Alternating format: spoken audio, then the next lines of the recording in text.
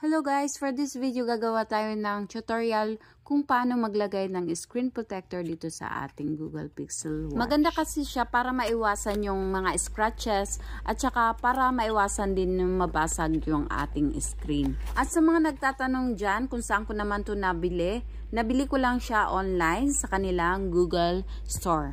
Or pwede naman sa kanilang website guys. At kapag umorder kayo nito guys, may kasama na siyang microfiber cloth, wet and dry wipes, at meron na rin siyang kasamang alignment tool for easier application.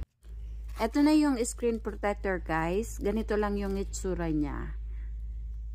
Ang una natin gagawin guys is lilinisin muna natin yung ating Google Watch nitong ating wet wipe. Okay? At pagkatapos ng wet, ito naman yung dry, yung ating microfiber cloth. Make sure lang guys na nalinis natin siya na maayos at saka madry natin siyang maigi para naman maganda yung kapit ng ating screen protector. Make sure pala guys kapag ilalapat nyo na itong screen protector na yung crown niya sa gilid magkatapat. Okay?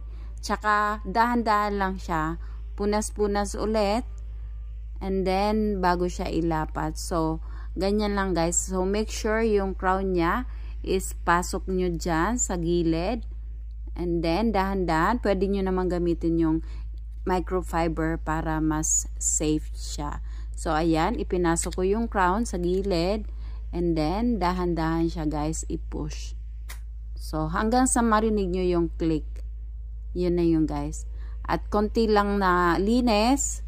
At yun, okay na siya. Yun. Meron ka ng screen protector sa yung Google Pixel Watch.